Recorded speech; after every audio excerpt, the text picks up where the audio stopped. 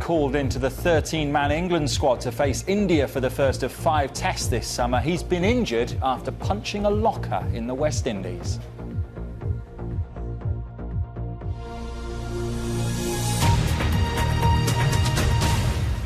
Now, if you're an entrepreneur and you need backing for your idea or you need to raise some cash, who do you go to? Well, new figures from the Bank of England this week show that for small businesses, it can still be a struggle getting money from the banks. Last month, net lending fell by nearly 3% on the year, which is why many are turning to what's called crowdfunding, asking people to invest money in businesses or projects like the forthcoming West End musical Wind in the Willows, which raised £1 million. More than 9 million investments and donations were made last year in this way. Our business correspondent Emma Simpson has been finding out more.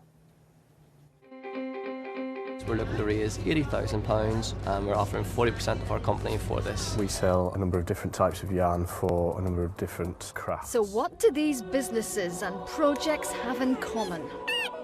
Well, they bypass the banks and put these video pitches on the internet to raise money from ordinary people.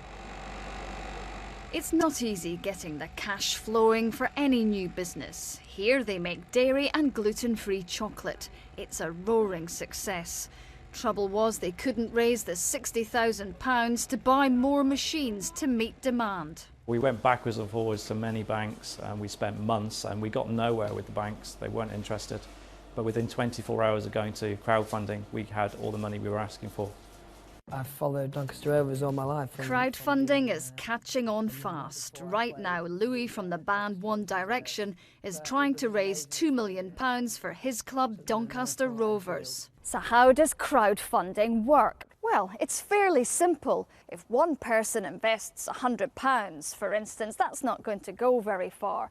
But if 1,000 people do the same, then you start to generate some serious money. What do you get back for that investment? Well, you could get a reward like a T-shirt or tickets to a match.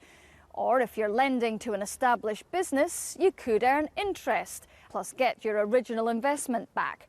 Or it could be like the TV show Dragon's Den, where you might get a small stake in the company. People can invest as little as £5, but the sums are starting to stack up.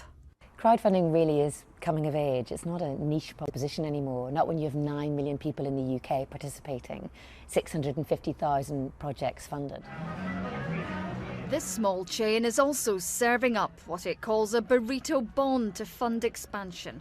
It's DIY finance, but what about the risks? We've tried to hit a balance to enable what's a new source of funding, an innovative source of funding to grow in the market. But at the same time, when you invest money into a company, that you understand the risks that you're taking. The projects are multiplying by the day. Traditional funding is being shaken up. Emma Simpson, BBC News. A teenager